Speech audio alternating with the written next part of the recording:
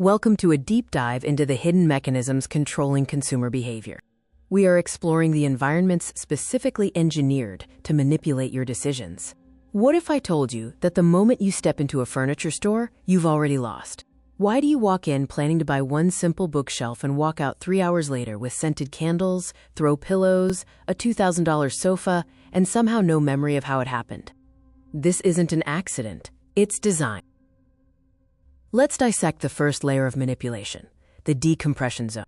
The second those sliding glass doors open, something subtle happens. The outside world disappears. The lighting shifts, the ceilings feel higher, the air smells faintly like cinnamon or fresh linen. And right there, between the entrance and the first display, is what retailers call the decompression zone. It's a psychological airlock. Your brain is adjusting, you're slowing down, you're transitioning from decision maker to browser. And in that short stretch, your guard quietly drops. But that's just the beginning. Furniture stores don't just sell couches, they control movement. Look at the layout. Notice something strange. There are no straight lines to the exit. No obvious shortcuts. Instead, you're guided through a winding path of living rooms, kitchens, bedrooms, each one staged like a real home. You're not shopping. You're traveling through a story. This layout has a name, the Gruen Transfer, named after architect Victor Gruen, who designed malls to disorient customers just enough that they'd lose track of time and purpose. When you can't easily orient yourself, your brain shifts from goal-focused thinking to impulse-driven behavior. In simple terms, when you're slightly confused, you're more likely to buy. Now for the ultimate trick, the selling of identity. Think about IKEA. There's usually one main path, one direction, one journey. It feels almost like a museum exhibit of idealized living. You don't just see a couch, you see a perfectly arranged apartment. You're not buying furniture, you're buying a future version of yourself. And here's the trap. Each room is designed to trigger imagination. You imagine sleeping there, waking up there, becoming more organized, more peaceful, more together. Furniture stores don't sell wood and fabric, they sell identity. The psychology of furniture shopping, how you're manipulated to buy. Welcome to the hidden war for your wallet, a psychological battleground fought not just with price tags, but with environment, exhaustion, and emotion. And once your brain starts imagining a better version of your life, price becomes secondary. But there's another layer. Ever notice how sofas are placed in fully decorated spaces? Coffee table, art, plants, lighting, everything is coordinated. That's not just for aesthetics. It's called contextual anchoring. Now imagine if that same couch were sitting alone in a white warehouse under fluorescent lights. It would feel different. Same couch, different context, different decision. And furniture stores know this. They also know something about human exhaustion. Furniture shopping is physically draining. You're walking, testing chairs, comparing fabrics, making financial calculations. After about 45 minutes to an hour, decision fatigue sets in. When your brain is tired, it defaults to easier choices, like accepting the suggested add-ons. Would you like the protection plan? But the trap goes deeper. Look closely at price tags.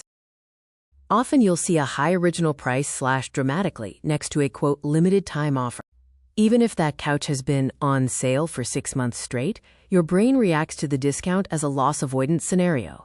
So when you see save $700 today only, your brain hears, if you leave, you lose, and loss feels painful. But maybe the most powerful tactic furniture stores use isn't urgency, it's immersion. Furniture is one of the few products you physically interact with before buying. You sit, you recline, you lie down. The longer you physically engage with something, the more your brain starts to feel ownership over it. Psychologists call this the endowment effect. Once you've imagined that sofa in your home, your brain begins to treat it as partially yours. And giving it up starts to feel like losing something you already own. That emotional attachment didn't happen by accident. It was engineered. The psychological trap of furniture stores, architecture of desire. Even the maze-like layout plays into this. The longer you stay in the store, the more committed you feel to the trip. You've invested time, energy, effort. Walking out empty-handed starts to feel like wasted effort. So you justify a purchase, not because you need it, but because you've already come this far. And then there's the financing. 0% interest for 24 months. Only $89 a month. Notice something? The total price disappears. Instead of thinking, this is $2,400, you think, this is less than $100 a month. Furniture stores shift your focus from cost to comfort. The pain of paying is delayed, stretched into the future where it feels less real. And when pain feels distant, buying feels easy. But here's the most subtle trick of all. Furniture stores remove clocks and windows. Time becomes blurry. Without natural light cues, you don't notice how long you've been inside. 2 hours feels like 40 minutes. The outside world fades. The store becomes its own environment. And in that controlled environment, your choices are influenced by lighting, scent, music tempo, and layout, all calibrated to keep you calm, slow, and receptive. You think you're making rational decisions, but your brain is responding to architecture. None of this is illegal. None of it is even necessarily unethical. It's just behavioral science applied to retail. Because furniture is high-margin, infrequent purchase inventory. Stores can't rely on quick impulse buys like grocery stores. But here's the question that changes everything. What happens when you know the script? When you recognize the decompression zone, the maze layout, the contextual staging, the anchoring prices, does the trap still work? The answer is uncomfortable. Yes, sometimes, because these tactics operate below awareness. They shape how you feel, not just what you think. But awareness gives you friction. Next time you walk into a furniture store, notice the path. Notice how long you've been there. Notice when you start imagining a new life around an object. Ask yourself one simple question. Would I still want this if it were sitting alone in a plain room? Strip away the story. Strip away the staged identity. And suddenly, the spell weakens.